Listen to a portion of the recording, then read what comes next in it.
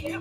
Eat a lot of broccoli and drink a lot of beer. You should be good and happy that there's something you can eat. A million people every day are starving in the street. Your daddy's in the ghetto with the wretched and the poor. Your mama's in the kitchen with a can of Cycle 4. There's garbage in the water and there's poison in the sky. And I guess I won't be long before we're all gonna die. Happy birthday! Happy birthday to you! Happy birthday! Happy birthday to you! Well, what's the matter, little baby? Make the party of the bits. Enjoy it while you can because we'll soon all the bits. The monkeys in the playground are gonna cook our goose. The fingers on the button, all they need is an excuse. It doesn't take a military genius to see. We'll all be crispy critters after World War III. There's nowhere you can run to, there's nowhere you can hide. Because when we grab the big one, we all get fried. Yep, we all get fried. All right. So, happy birthday. Thank you very much, Frank. 25. Double that, but that's okay. Who's keeping track these days, anyways? Don't give me math friggin' questions to figure out here, okay? Let's get into math here, all right? No, it's Aaron's 50th birthday. Jared, do you ever think you're going to reach that age? You know, there was a time where I didn't think I was going to, but apparently I proved myself wrong on numerous occasions. And did you ever think you'd have another birthday after taking up the net? No, honestly, I thought that would be the end of it. How did I know that was the answer to that skill testing question? Yeah, well, listen, happy birthday. And it was nice of the Leafs to give you a nice weekend birthday present. So you had something to celebrate both nights. Yeah. So, and that was with travel. They won both games with travel. And they won in a trap game that they eluded the trap. The trap seemed to have been set. It had seemed to have been shut. And then something happened on the way to losing a game against a team you shouldn't lose against. Yeah. Well, you know, the good thing is they actually managed to beat the Carolina Hurricanes on the 5th anniversary of the David Ayres game. Who remembers that moment in infamy? Yeah. So it was a good thing to see. It was also that was a huge 2 points. You know, also Alex Steeves got his first career NHL goal, opening the scoring 2 minutes and 50 seconds into the game. Yeah, 13 games in, he finally got his first goal, and I think it was his second and third point as a Leaf. He had 1 point, I think, in the 12 games that he played previously for the Leafs, something like that. Yeah, and then he had that wonderful night. And Ty Domi was. Did you see his feet move? Did you see him skating there to get him that second goal? Did you see Domi's? I don't know if I've ever seen his feet move that fast. You know, when Robertson got that second goal off that pass from Domi in the Sunday game, that was absolutely fantastic. It's good to see that they're finding a little bit of chemistry there to get things going. You're not going to correct the Ty Domi comment? No, I figured you know. It's Max. I was just trying to max out some humor. But Instead, it was just a tie. Wow, there you have it. That's because I'm a dummy. I'm a Domi. There's so many puns with that name. I was truly impressed. You know, you can't help but be impressed with the game like they played against Carolina. Carolina has been a team, as much as the Chicago Blackhawks since 2003. Leafs have not won a game in regulation in Chicago since 22 years. And you look at that team and you can understand the Stanley Cup years, but there have been a lot of years since then that are hard to understand. But no, you know, that was a big deal. That was a big deal. But I found the Carolina game a big deal for a different reason.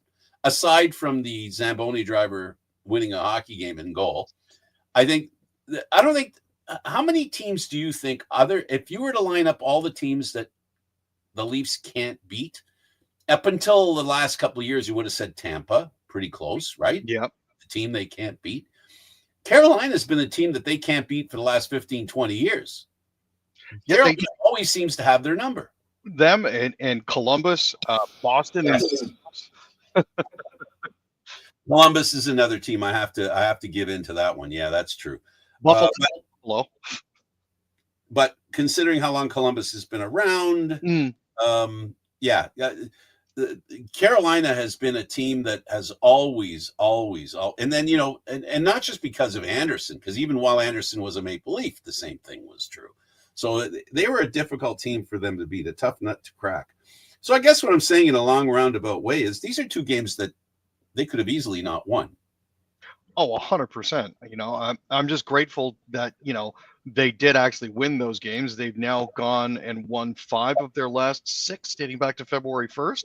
So that is a respectable streak that puts them in the driver's seat currently, 1 point up in Florida, 3 point up on the Lightning.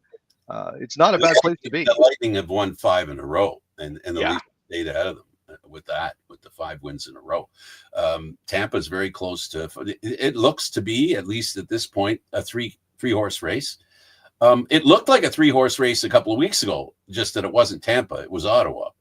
So the Maple Leafs, for all the gyration and all the angst and all the negative talk, again, this is another year where the Leafs find themselves right now they're in first, where they've been within shouting distance of first place.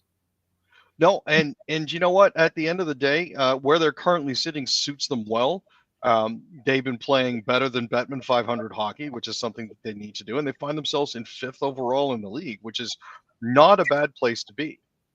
So part of the fallout, you mentioned that the Bettman 50. One of the things that I think has been something that has helped us here to understand something. I've been a proponent of the 3-point victory since day one.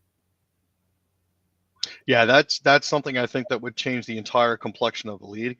If you put in the 3 points for a win, 2 points for an overtime win, that sort of thing. There would be less overtime. Definitely, because teams would be encouraged to go for the win in regulation. Nothing, right? It's 3 or nothing, not 2 or 1. Let's get the point for sure. Yeah, the 3-point thing is something I think they should do, and it would make this part of the season that much more interesting because 3-point victories can move you. You go on a 3-game winning streak. That's 9 points. That's 10% almost of what teams earn in a year. You think about it, right? 100 plus. That's a good year, right? And 10% of that is 10 points. So you can get 10% of your points, almost 10%. Let's say 9% of your points for a year in 3 games. So those 3-point victories would make a massive difference, and of course they would also cause separation between teams as well. And I think that's a lot of what you see in the clog up that you get as teams are playing for that point, that 1 point, as opposed to 3 points for a regulation win, 2 points for an overtime or shootout win, 1 point for an overtime and shootout loss, and 0 points for a regulation loss. That to me seems to be the better way to go. But until we get somebody else in the seat of power, that's not going to happen with the NHL. So, well, that fake sense of basically it's a fake version of equality. It's not a true version. It doesn't really show that there's real equality in the league unless they do that. Real equality would be defined by how many times you win and how many times you lose, not how many times you tie. Yeah. And to have so many teams clinging around for as long as they do, trying to sneak into the playoffs or get into a wild card spot based on the number of ties that they have is kind of frustrating. I mean, you look at the teams that are currently just outside of the wild card race. Columbus has 8 overtime, eight pity points. Boston has 7. Detroit has 6. And then you look into the West and you've got you've got Vancouver with 11 pity points.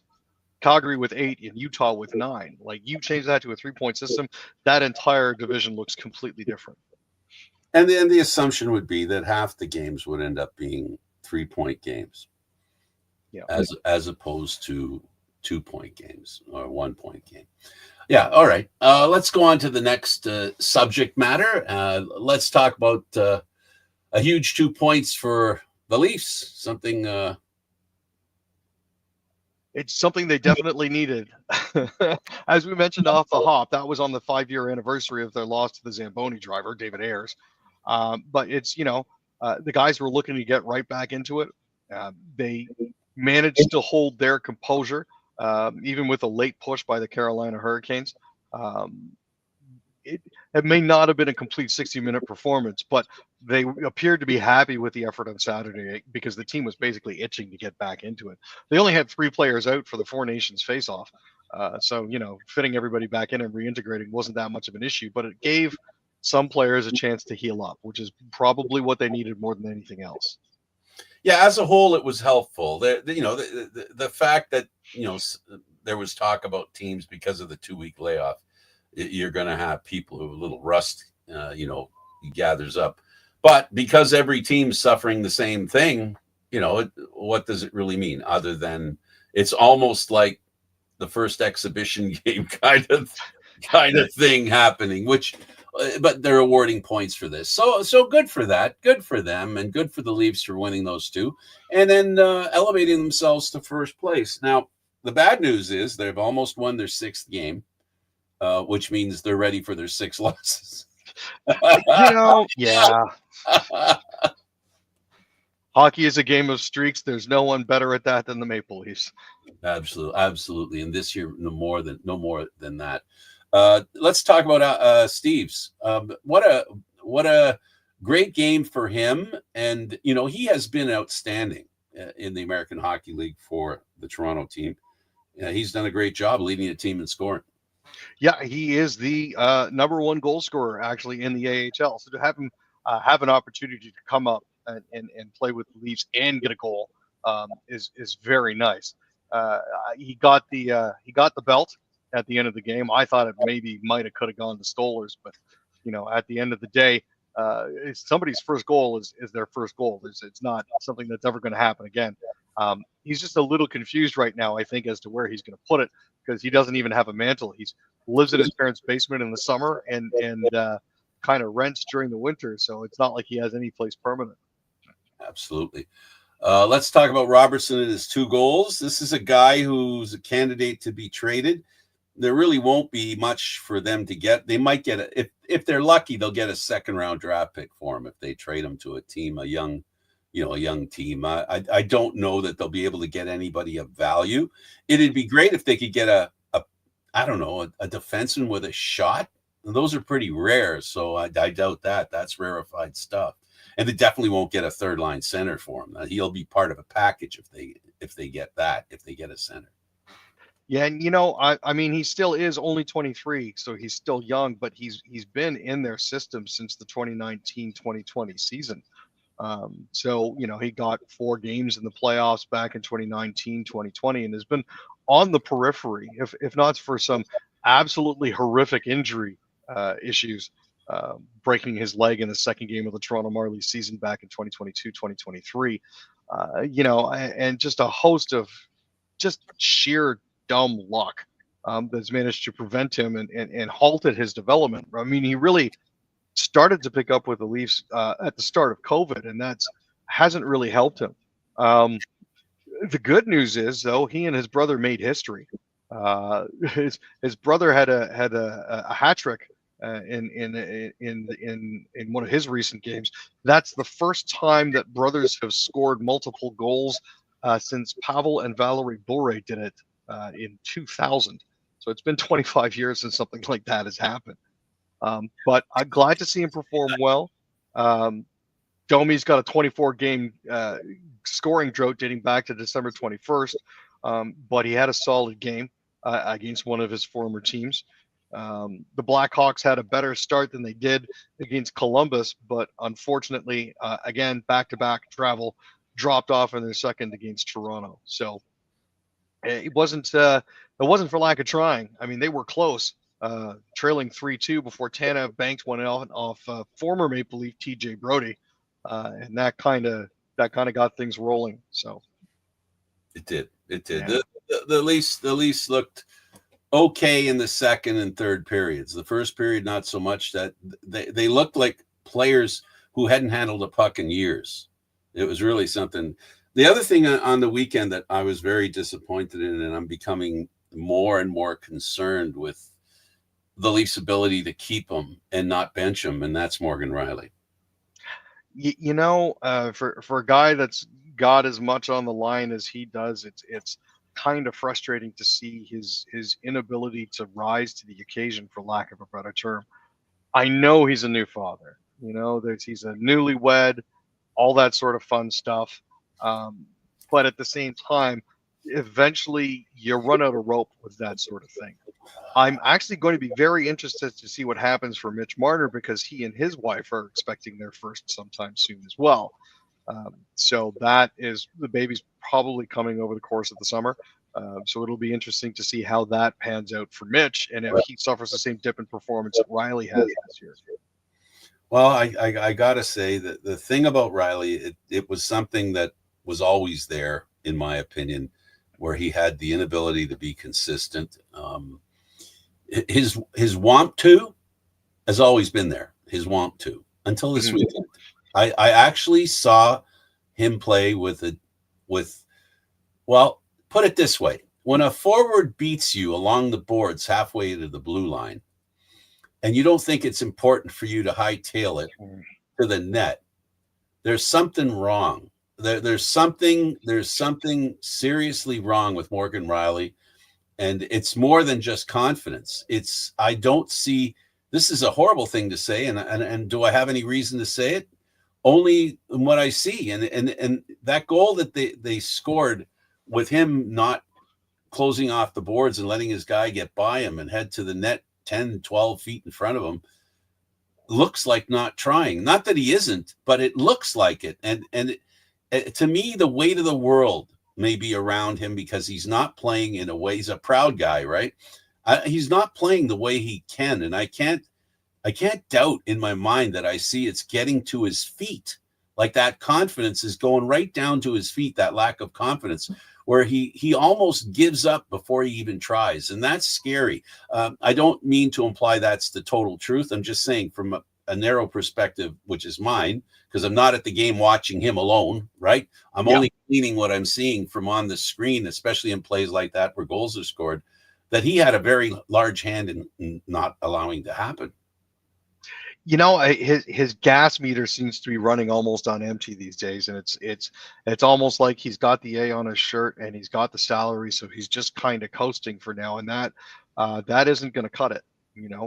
For a player that's making as much as he is for as long as he is, there's got to be more to it. I can't help but think that there's something lingering there that's negatively affecting his performance. So, and that's why I think when and if Hakanpää joins the team, which he's close to doing, he's starting to get healthy. Once he's available, I think they can take Riley and say, "Hey, Morgan, we want you to go home, enjoy your wife, enjoy your new baby for a week. We want you to stop thinking about hockey. We want you to go and just be Morgan Riley, dad and husband, and then be prepared to come back in a week's time to see what you can do. Come back fresh. We think you just got the weight of the world on you. We need you to take a break." And the Leafs are an organization who wouldn't be far-fetched or far removed from doing something like that. And I think that's what he needs. He definitely, 100%, I can say he needs a reset. That I'll say for sure. How bad he's playing, I can't be that sure, but I do know he needs a reset, and I think that's what he needs. I'm wondering if they wouldn't LTIR him as well, just because he's making 7.5. Yeah, the LTIR. I don't know if well, yes, I think that didn't Montreal put. I'm trying to remember the forward's name. That basically he wasn't injured physically; he was injured emotionally, and he didn't play for the team for like 6 months. I don't remember if he was LTIR'd. I don't know if you can do an emotional injury as LTIR. It'd be interesting if they could, because I don't think there's a better candidate for that. No, I mean, and you look, I think it was Jonathan Huberdeau that they actually had on LTIR. But again, like mental health is a huge part of it. If there is something that's affecting him and affecting his performance, then he definitely He definitely needs to be in that sort of headspace to do that sort of thing, you know. But again, I don't know. I don't know if that's something that they want to do. I don't know if that's something that could potentially hurt him when he tries to come back. Like, it's a genuine concern. He just does not look like a 1A defenseman. And I apologize. It was Jonathan Drouin, not Huberdeau. Yes, I didn't want to correct you right away. Oh, But and then then he was traded right soon after that, and he's been in hockey, and he looked back at that as a necessity. He looked at that sit down and sit out as something that he needed, and it made it easier for him to deal with it. And then on the way back, he was able to be honest and say, you know what, and be public. He's very public about it, if I remember correctly, saying that he really did have, mental, and by mental issues, I mean emotional issues, not anything other than that. And emotional issues can hit everybody in different ways. That's what happens. Depression, it's not just as simple or as innocuous or as hockey-ish, like, I've lost my hockey mojo, I've lost my confidence. It was deeper than that. It was more personal than that. And that's why he needed the time off. So I don't know if Morgan Riley is drowning in a whole lot of convoluted emotion, a new husband, new father, literally a new team, because, his job was literally taken from him by the trades that have been made in the past couple of years. He was relegated as automatically a second line defenseman. And now I'm not even sure whether he's that kind of defenseman for the Leafs that they need. And that's the issue, I mean, you've got him sliding further and further down in the lineup. He used to be first pair. Now he's with OEL as a second pair. And Benoit and Timmins have played games where they've looked miles better than him. And it's got to be weighing on him, and it genuinely has to be an ongoing concern. Give him a reset. Give him a break. Give him a reset. Goodness, a good man. He's an honest Leaf. Nobody can take away the fact that he sweats the Maple Leaf, that he is willing to do almost anything as a Maple Leaf. We've seen him stand up for the team in very prideful moments, like when pucks are hammered into an empty net, that kind of thing. We've seen his reaction. We've seen how proud he is and how good of a teammate he is. I think now he needs some time Leafs need to give him a chance to be a person, to get back to being Morgan Riley, because I don't think he's Morgan Riley right now. I just don't think he is. No, and 4.5 years into his contract right now, $7.5 million part. That's got to weigh on you, man. I mean, he's under contract until 2027, 2028 when he becomes a full UFA. But it's like, at a certain point, you gotta cut him a little slack. So, yeah, I wouldn't be disappointed if they offered him a chance for a reset. If they, even if they're not going to. I don't think they can. But maybe, a conditioning stint with the Marlies might not necessarily be the worst thing, but I don't think they can send him there. He'd have to go through waivers. So I don't think anybody touch him on waivers. Not at that cap hit, obviously, but not at that cap hit. They could do that. And then, if somebody took him, if you're the Leafs at this point, at Morgan Riley's point in his career, and the way he's playing right now, it wouldn't be a bad move for the Leafs either if he was taken. I tell you, it'd be a great move for him, because he really needs a reset, and that would be a hard reset. That would be a hard reset. Right now, you and I are just talking about a soft reset. No, we're talking. You know what? Just give him some time away. Let him just take your time, dude. Get settled in. Flush what he is. Reboot. Give him a reboot. And maybe he'll come back stronger and better than he's ever been. Let's talk about the Sens. Speaking of reboot, here's a team that, my goodness, as much as I was joking about the Leafs, they're about to win their 6th game so they can go ahead and lose their 6th. This is a team that's done the same thing, and I would suggest even worse. Like they have played really bad for protracted times of the season, and they poke their head up once in a while to prove that they're a good team. I don't know what's wrong with them, Aaron. You've watched them a lot. I don't get it. I don't see it. I don't understand it. I don't know what seems to not be clicking for these guys. Unfortunately, I'm not sure if the Travis Green bump is over and they're settling into the doldrums like the Vancouver Canucks did when he was there.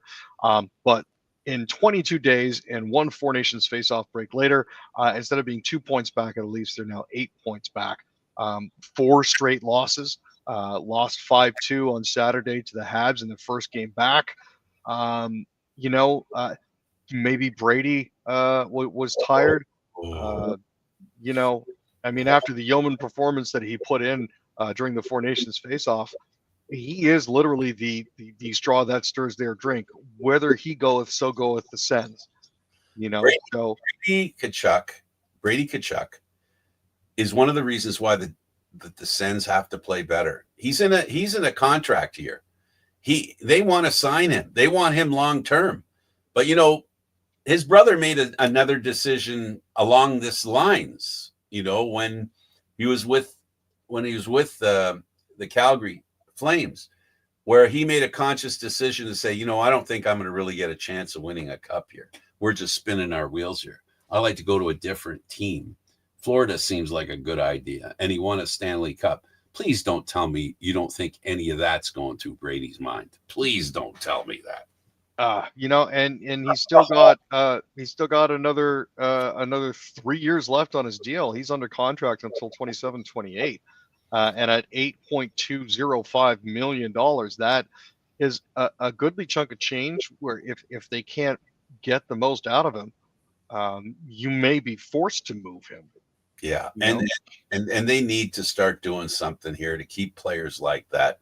This Ottawa team has the talent to go further. The chemistry seems to be hurting them. The inconsistency of the health, not the play, the health of their goaltending has been a surprise issue. You know, Allmark, great goaltender. He came in. They took his time. They took their time bringing him in. Remember, they let him rest. They let him get used to living in Ottawa. They did everything which I think spoke to long-term good. And then what happens? Allmark gets hurt. And this has really hurt them. They need goaltending. The Atlantic Division of the National Hockey League, just talk to Boston. Ask Boston what it's like to not have a goaltending that's 100%, or a team that maybe isn't as good as it's been in the past. Yet they're not that much worse than they were, but it is reflected in the standings that they haven't kept up with the Joneses, if you will. No, I mean, you look at the issues that Ullmark has had this year and Forsberg has had this year. Marolainen was absolutely stellar when they brought him up from the B-Sens as a replacement. I don't know why he didn't stick around longer. Mads Sogard hasn't exactly been the greatest, but you know, when called on to back up, he has been not spectacular, but at least reliable-ish. You know, this is a team that really that seems to be spinning its wheels at this point, and I don't know what they can do to fix it. I know there's a lot of pressure being in that division because you have 6 teams fighting for 3 playoff spots and 1 wild card spot. I say 1 because I'm not sure 2 of them will be able to do it. And even if 2 of them make it, there's still another team that needs a spot to make the playoffs. And there isn't one. You know, there's only 5 max that you can have. And there's a lot of presumption in the other division not providing competition for at least one of those wild card spots, which I think is possible the way Detroit's playing and the way Ottawa was playing. That would be the case. But right now, no, the Atlantic Division has some really good teams in it, and it's not the right division to be in if you're going to waffle. And waffling is the only way to describe the way Ottawa has played. No, for sure. And it's, you know, Detroit is 8-1-1 in their last 10. You know, that has been a significant uptick in their performance. Unfortunately, the New York Rangers are sliding. The Islanders have lost their last 3. Penguins have lost 3 in a row. They're now languishing 4 points ahead of Buffalo. I do not know what's going on in Pittsburgh right now, but that's got to be concerning for Sid the Kid. Absolutely. A lot of talk about Sid the Kid deserving a little better, getting a little more help from Dubas, not getting the kind of players around him that can get him into the playoffs. And don't forget, I believe they didn't make the playoffs last year. So second year in a row, tough for a player of the talent of Sidney Crosby. Look at the Jets. They won their ninth straight, and over the Blues. Mind you, though, Team Canada goaltender wasn't in the net for that one. He was in the net for the next game. But Hellebuyck had a chance to beat him, but he didn't play. But Hellebuyck won, and you like his goaltending. We knew it was going to be great goaltending for the Jets, as he's always been, and we'll see if his game is impacted by the result in the Four Nations. I'd be interested to see, actually, for a lot of these guys, how their performance is affected by what happened with the Four Nations face-off. Obviously, we're hoping that there'll be a similar uptick for Mitch. Hopefully, Hellebuyck will be able to continue his play all the way through and get himself that 9.25 at the end of the season and a shot at the Vezina. But yeah, at this point, their next test is going to be tonight against the San Jose Sharks. So there's also a rumor that one of their forwards could actually be coming back, and that would be Morgan Barron, who's been out since January 28th after suffering an upper body injury. He could be available potentially for either the Sens or the Predators, according to head coach Scott Arniel. So we'll have to see if that materializes. Talk to me about the Flames. Well, Henley got his first goal to lift the Flames to a 3-2 win over the Sharks. It's his first NHL season. His first NHL goal at 13:26 of the third turned out to be the game winner. On the score sheet with Nazem and Rooney. And Rooney also had his first goal in 24 games. So, there's a couple of Flames breaking their slumps. The Canucks are letting their playoff spot slip away.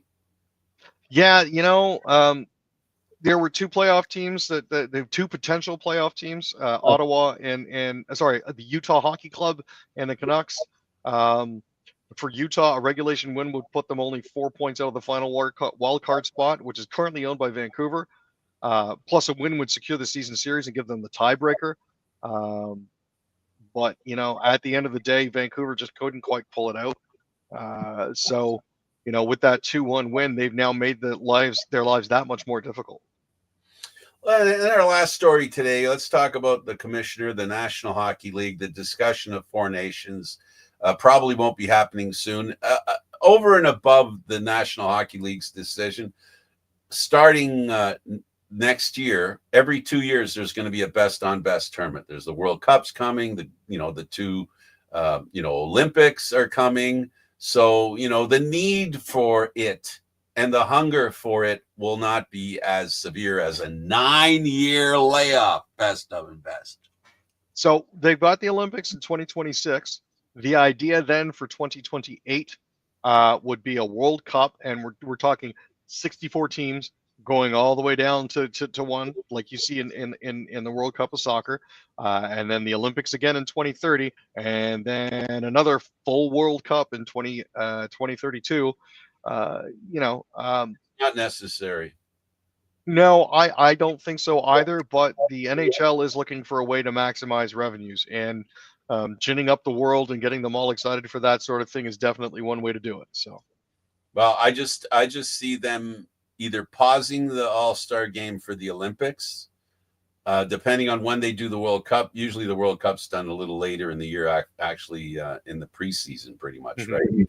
So, I don't see them doing anything when it comes to the Olympic year, because they'll be having to let the players go to that event, and there's no point having an All-Star game with them. At least they can still have an All-Star game, just it won't include the best players, which to me, how do you cut with a dull knife? I mean, that's the they just won't be able to muster up the juice that this event creates. Look, compared to the absolute train wreck that was the NBA All-Star game. Oh my God! Side by side.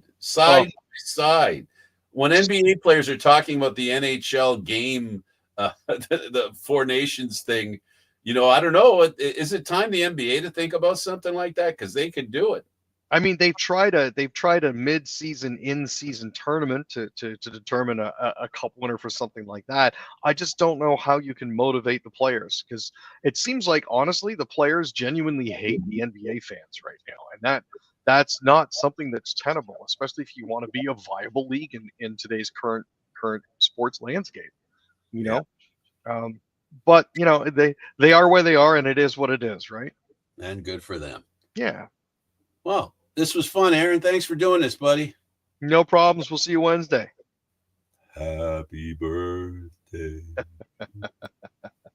I'm not going to sing along for myself, Frank. I'm sorry. Yeah, You're on your own on that one. Bye, everybody. Have a great day. We'll see you next time. Don't forget, Candid Frank Stanisci, 10:30 on YouTube.